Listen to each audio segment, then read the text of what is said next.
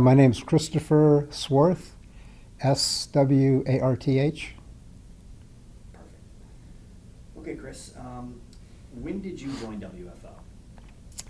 I joined WFO, I believe, in about 1980 when I was in graduate school.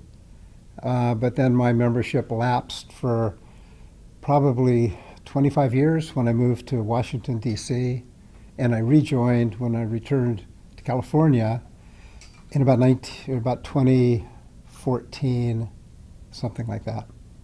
Gotcha. And can you speak a little bit as to why you joined WFO and how this Sure. organization has kind of played a role in your life? Yeah, I joined WFO because I am an ornithologist and I studied birds in graduate school. And this was the organization to be a member of in the West. Great meetings, lots of camaraderie, and WFO was a place to meet people and learn new things, give a talk, and as a member I get the journal, so it's all good stuff. Yeah. Perfect. What roles have you held on the WFO board? Let's see, I was on the board for 3 years. I was on several different committees: finance committee, fundraising committee, publications. Mostly I was involved with fundraising and working on ways that we could bring more funds into the society, trying to come up with ideas for finding more donors, a little bit on membership, trying to increase our membership. I was on the diversity and inclusivity and equity subcommittee for a couple of years, and we worked on ways to make WFO more inclusive and trying to reach out to underserved and marginalized members of society and trying to make us less white and more looking like society at large. I think I was on scholarship committee. So we tried to find ways to raise money and use WFO funds for scholarships for graduate students who were getting graduate degrees, either master's or PhD. Bring them to conferences, help them out with travel and lodging and that sort of thing. Awesome. You may have answered this question already in the previous one, but are there any projects or efforts while you were on the board that you were particularly excited about? Well, I was real excited with DEI, and we made some inroads into that. I think we educated some board members on the need to do that. We compared our organization with other field ornithology groups around the country and in Canada, and we found out what they were doing, and we kind of brought that information to our board. And I think we opened the door and we made a little bit of progress. That was good. I think also on the finance committee, we were presenting a lot of information about the need for WFO with the funds we have to invest small amounts of that money either in the stock market or CDs or whatever as a way to leverage the funds we have and bring more money into the organization. So those were good. I was the newsletter editor for 3 years, so that was tremendously fun because I got to solicit articles from all kinds of people who are involved in the society and get them to write things and pull information together. We started that during COVID because we felt like I think we at least missed one meeting. We might have missed two because of COVID. And so the newsletter was something that would keep members engaged and thinking about our organization during the period when we weren't seeing each other, in person. So that started the newsletter, and then I just kept it going for 3 years and handed it off to another volunteer, Judith, who's done a great job with the newsletter. So those things were great, very satisfying, a lot of fun. But I forgot to mention that I'm also on the editorial board of the journal.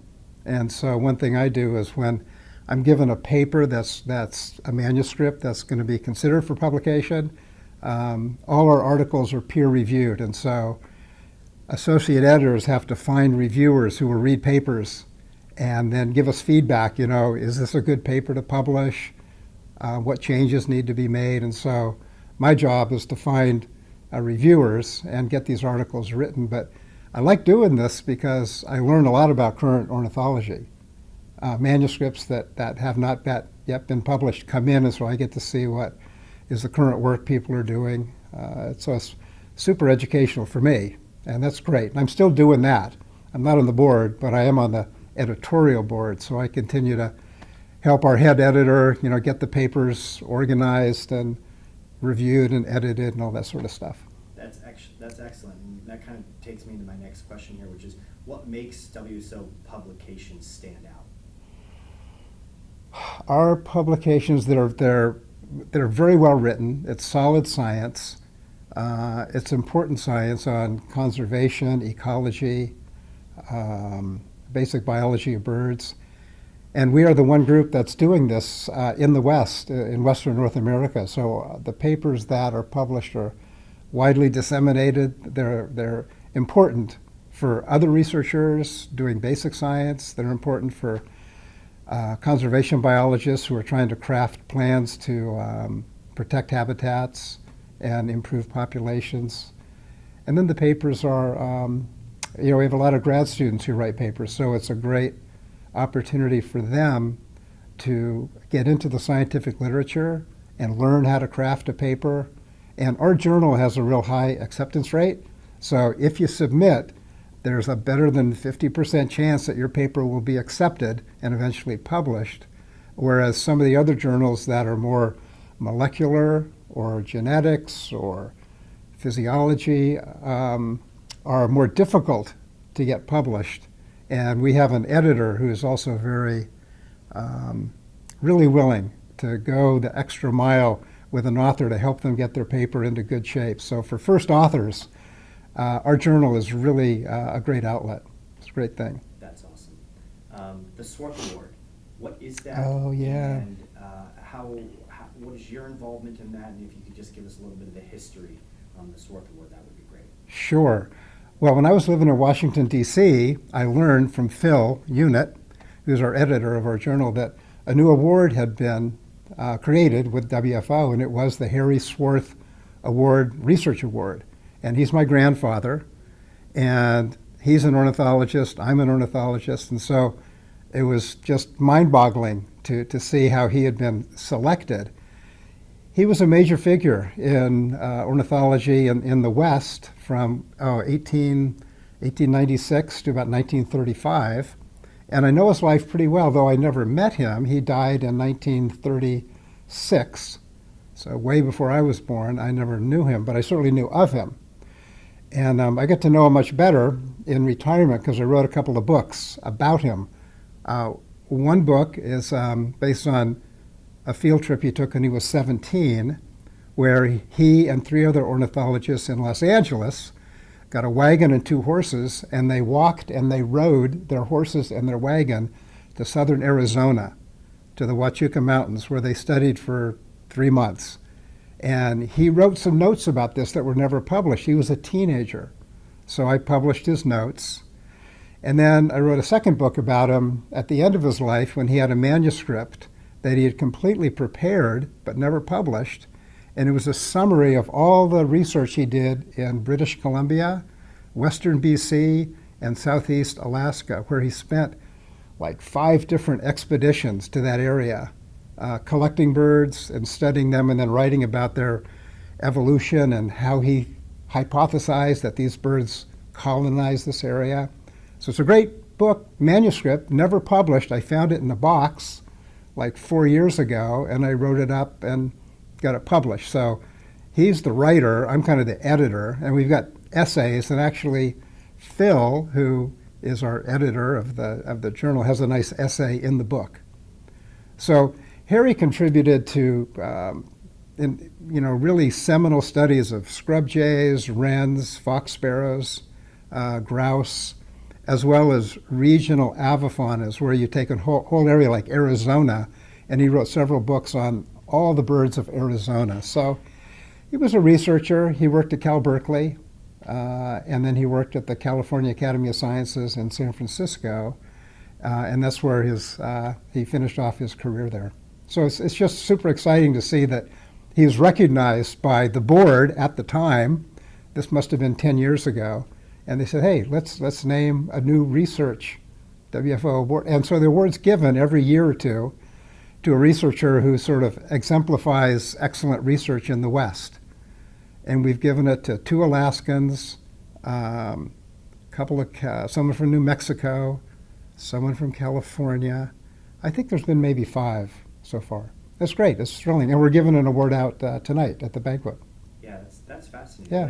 What a trip, a way to learn about your Yeah. your family history and your grandfather. Yeah, and my family was just, Yeah. my sisters and my nieces and nephews, my kids. I mean, they were just like, wow, an award named after my grandfather, their great-grandfather. Yeah, Very cool. pretty neat. Very, very cool. Yeah. Do you have, can you share one favorite WFO story that you might have, whether it be from a conference, field trip, anything you got? Well, I'll tell you one. We organized a retreat about 5 years ago in Palm Desert of WFO board members to kind of take the big view of the whole organization and see where we're trying to go and what we're trying to do. 2 days of not doing the normal board business. But on the second day, we had a field trip.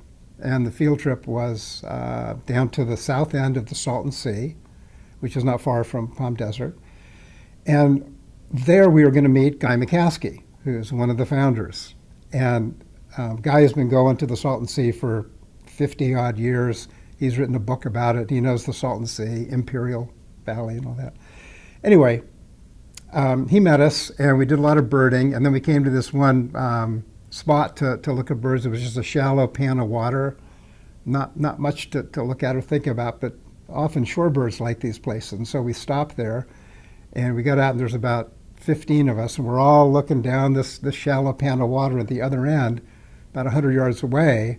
I'm sure it was Guy. He says, hey, there's a sharp-tailed sandpiper. And we all look at it.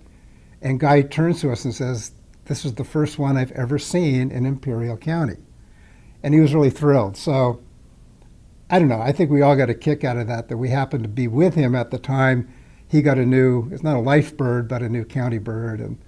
And that was kind of neat. But I don't know, this question about some really cool events or exciting events that are, embedded in my memory.